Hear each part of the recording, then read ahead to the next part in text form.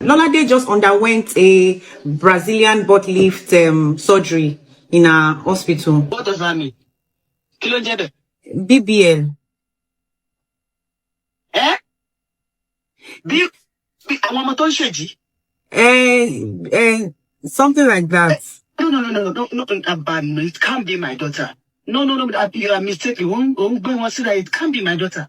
The child I train as a Christian child needs Christian hope. What we did for her is a Christian BBL. Hello, good morning, good afternoon, good evening. I greet you in the name of our Lord Jesus. Have you heard of Christian BBL before? Brazilian butt lift, as in artificial ikebe, artificial buttocks. Alright, don't mind me.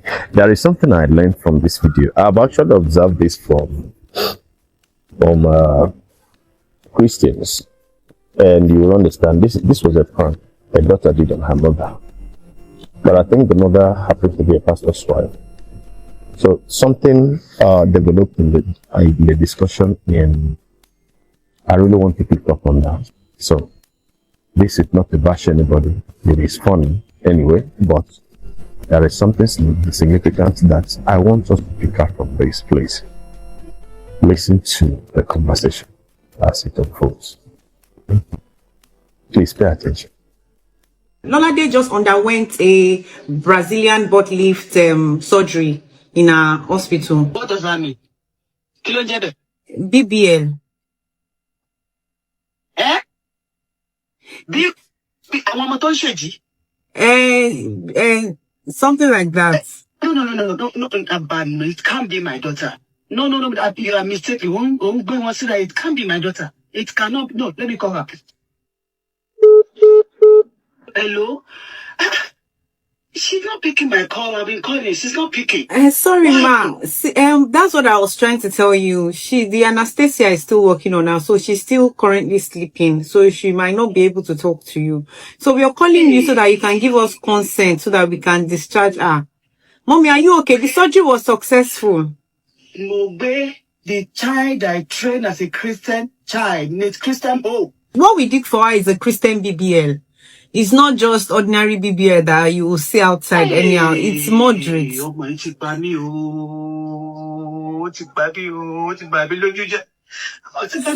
Mommy, she's fine. She's very okay. Please, hold on. Where is the hospital? Give me the address of that hospital. Give me the address, the person that has the audacity to operate on my daughter without my own consent. Give me the address. Give me the address. I want to go there. Mommy is in Abuja. We are in Abuja.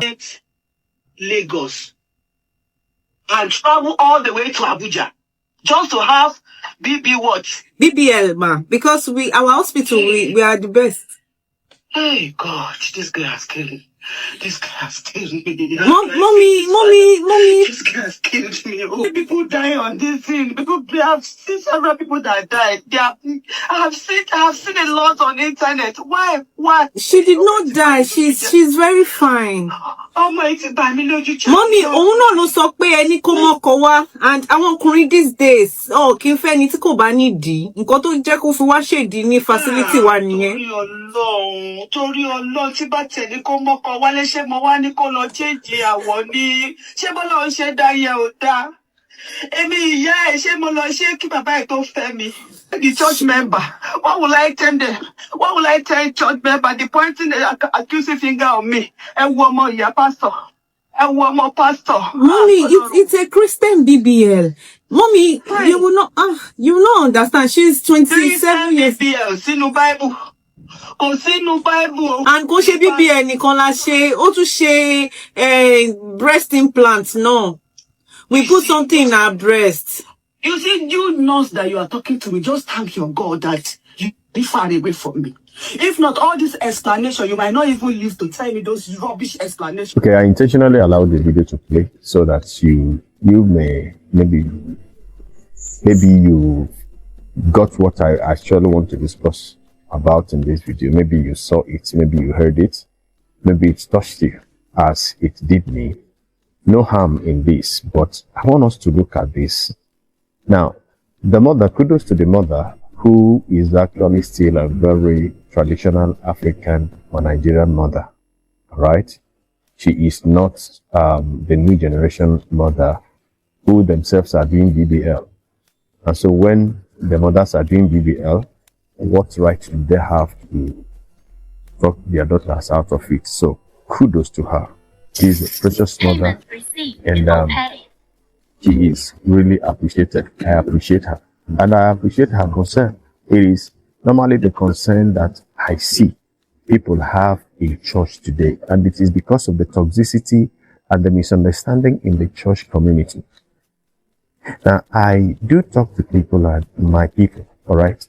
I tell people around me, I say, if you are raising little kids and they look very obedient and submissive to you, and maybe the oldest of your daughters maybe is around 12, 10, 8, 6, and those innocent children are still very subjected to your will and your commands, but then you have someone in church too, whose daughter maybe is 18, 17, 19, 21, 22, and seems to be misbehaving. Now, the best thing you need to do is to close your mouth. If you don't know what to do, I think the best thing to do is to pray for that child and pray for that parents, for those parents. But then if you don't know anything else to do, if you see where people are talking, criticizing the parents of that child, the best thing you need to do for yourself is to close your mouth, shut up, because you don't know what your own children will turn into. This is an advice. Now, it is because of that the concern that the mama has here, the most concern that she has here, is what will people tell her? What will people say about a pastor's daughter?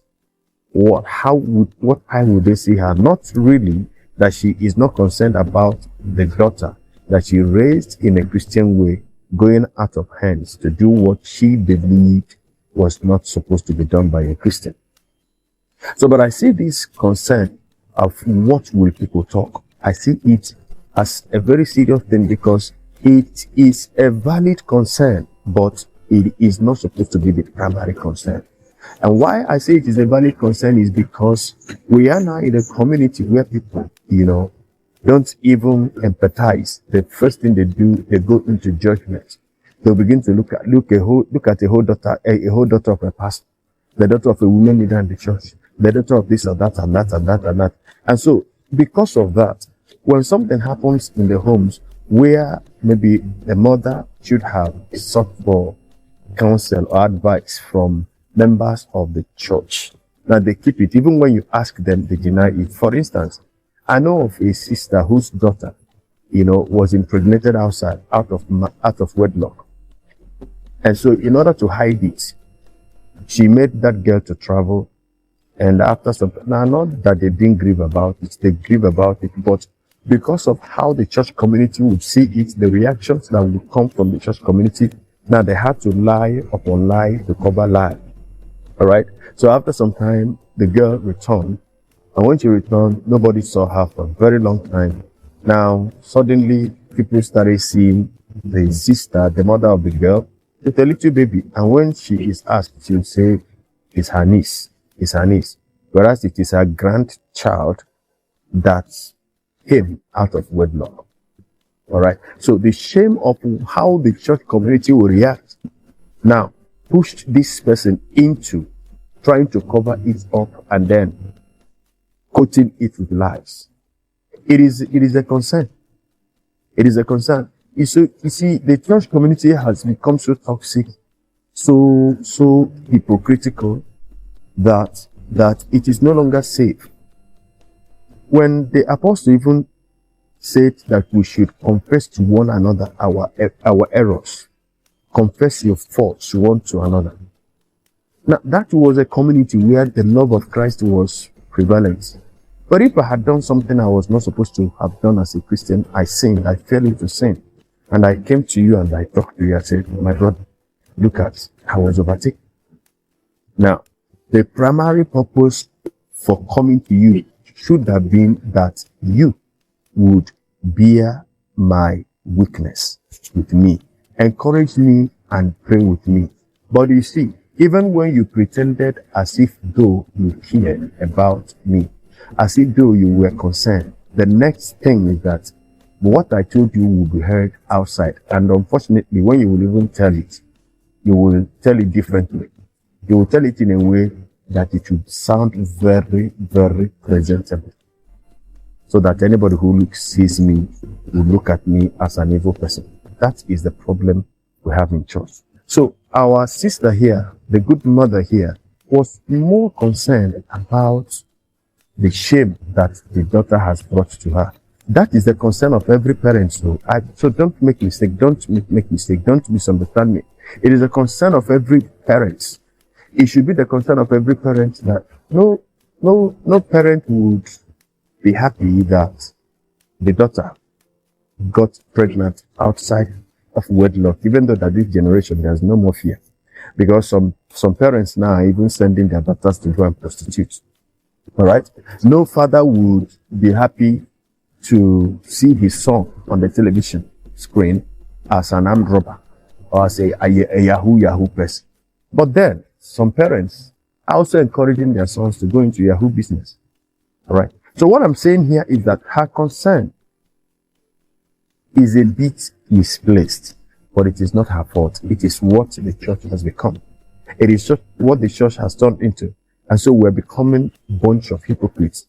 I know that there are still good people, brethren that love God, who understand what I'm saying and know that what I'm saying should be also a concern.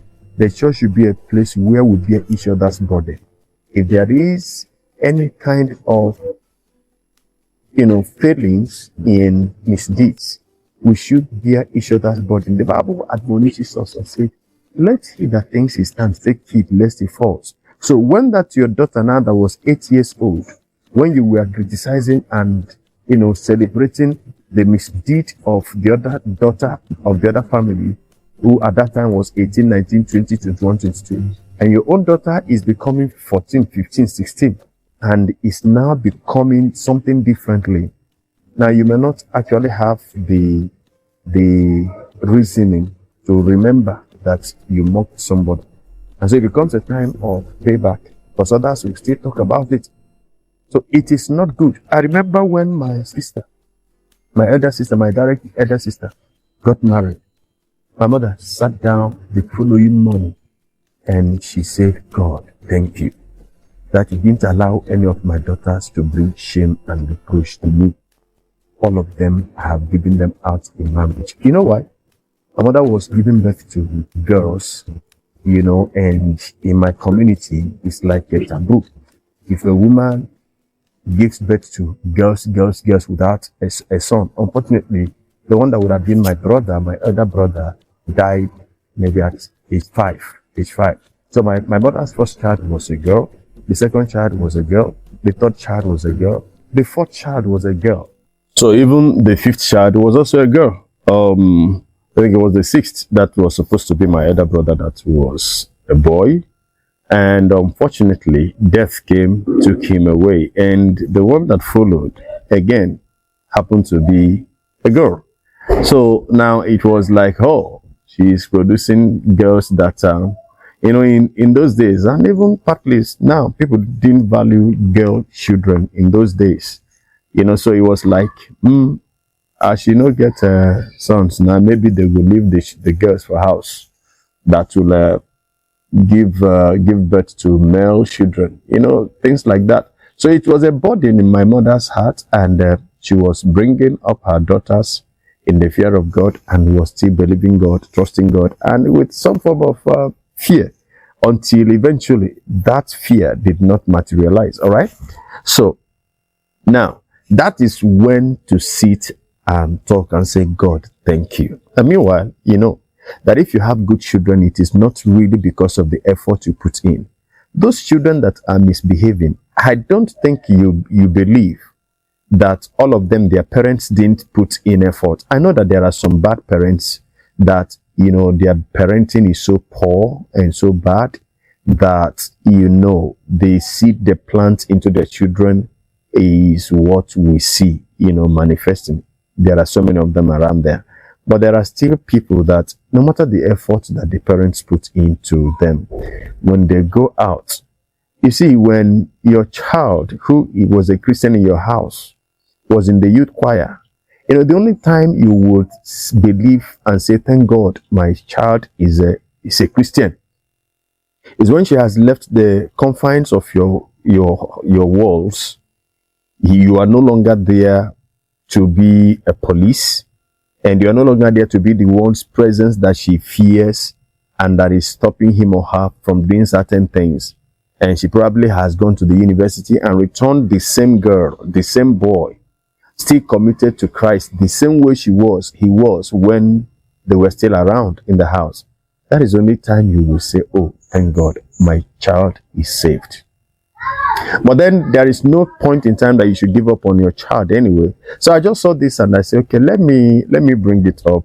I was laughing just as the lady who was pranking her was smiling over the phone. I was laughing when I heard her express those concerns. Anyways, it's not something I should speak so much over. I'm sorry for the sound on the video because I didn't intentionally add it. There was a feature in my phone that I triggered. I didn't know it will blaze over it like that. So thank you so much and God bless you. Please like and share and tell us what you feel about it, what you think. Have you had such experience before? Or have you come across people who have expressed that kind of concern, you know, before over certain things that happen? God bless you. See you in the next video. Till then, from me to you, shalom.